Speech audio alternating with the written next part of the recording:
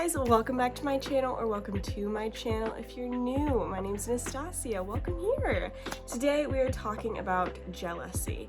This is something that when I was dating specifically, so jealousy in dating I should say, jealousy was hard for me a lot of times. It can really take over your brain. Coveting, the Bible talks about coveting so often, and jealousy kind of falls into that category, and it is just not a good thing. So before we get into it, if you end up liking this video, give it a like. Don't forget to subscribe if you want to see more content from me.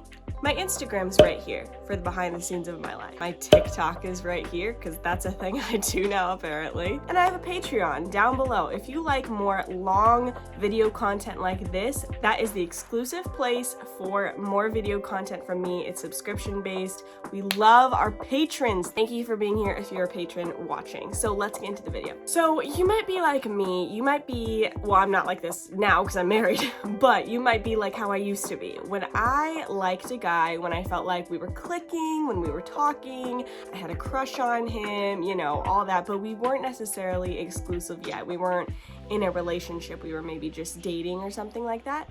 Or maybe we were in a relationship and I was just becoming jealous over the idea of him being interested in another woman instead of me. So this can be really hard to handle because it's like, it's already such a fragile place when you're dating, right? You don't want to come on too strong. You don't want to be like, no, you're mine if like they're not exclusive with you yet, or even if you are in a relationship and you just don't want to come off as too clingy, I guess. Like you want to be confident, but that can be so hard when there's a girl that you feel like is prettier than you or is maybe flirting with your guy and you just feel uncomfortable. This is something that I remember where I was and everything. I was literally at the gym at my college when I was feeling this way and I just could not get it out of my head. And I was thinking about this and I felt like it was the Lord. I really do think it was the Lord who kind of imparted this wisdom on me. And it was the idea that if this is meant to be my husband, I have nothing to worry about with any other woman. And if this is not meant to be my husband, then maybe if another woman takes him away from me, that's a good thing. I know that can be hard to think in the moment, but hear me out for a second. If he is meant to be your husband, no other girl is gonna get in the way of that, no matter what she does. There's nothing that's gonna get in the way of that. And it really is on your man to only have eyes for you. That is not your job to protect his eyes. That is not your job to try to get him to see your worth. If he has eyes for another woman while dating you, that is on him, not you. And sometimes as women, if we try to control the situation so much, I know I've done this, if we try to control it so much to protect his eyes for just us, then we become very naggy, very controlling. It's not a good look. It's not a cute look for us. And we really want to let that go.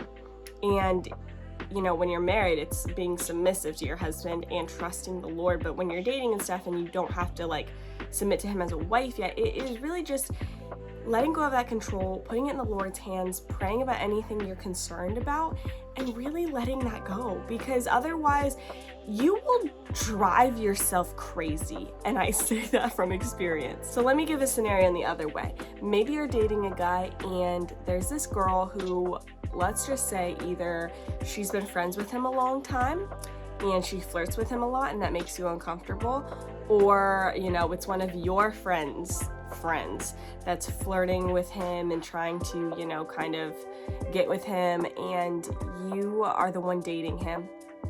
Or maybe you're not dating him and maybe you just have a crush on him, or maybe you are in a relationship, whatever that is. If he starts either dating that girl or, you know, leaving you for her, or starts flirting with you and kind of trying to play both fields, that is something that you should know now.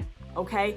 And I know that's hard to accept, but it's something that you can even accept with gratefulness, that God allowed that to happen to show you that this is definitely not my husband. Someone who is meant to be for you is not going to be distracted by the other women around him, about the other women of the world. And actually, he would put up boundaries to say, this isn't okay, I'm taken, I'm with her, I'm going to focus my attention on her, because the Lord has said that she is a gift, that she is meant to be treated as a prize, to be treated as a treasure. And I'm going to treat her that way by not entertaining the eyes and the interests of these other women. So it really is a good way to kind of weed out who is meant to be there and who is not meant to be there. And it might weed out some friends for you if there are some girlfriends in your life that are kind of trying to get with your man. Not really friend material. Now, the Bible talks about coveting, which is kind of like jealousy, being the root of a lot of different kinds of sin, and that it can lead to a lot. So we really don't want that thought pattern and that mindset to fester in our minds, because it can lead to places we never thought we would go. And we can see ourselves in the mirror and be looking at somebody completely different than we're used to when we see ourselves that way. It's just really important to know that God is in control of all of this. You don't have to worry about it. If she is meant to be with him, there's nothing you can do that's going to prevent that. If you are meant to be with him, there's nothing she can do that's going to prevent that. And you don't have to change yourself to be like another girl in order to get his attention. If he's for you, the way you are should be what attracts him to you. So also pay attention to how you are putting yourself out there. Are you representing a godly woman in the way you act, in the way you dress, in the way you conduct yourself? Because a godly man will see that and be attracted to that. So I'm not saying focus on yourself, but I'm saying fix your eyes on the Lord and take a good look at how you are acting. Are you just trying to be like other girls that get other guys' attention, or might get that one guy's attention that you have a crush on? We don't want that, because that's not who you are. That's not who God made you to be. That might be how she is, but that doesn't affect who you are and how you're supposed to conduct yourself representing Christ. So let me know down below. Do you have any jealousy stories? Do you have any times where you were like, oh my goodness, I can't believe I let myself think that way and live that way when I should have just known that it was all going to be okay and I didn't have to be jealous? I have lots, okay?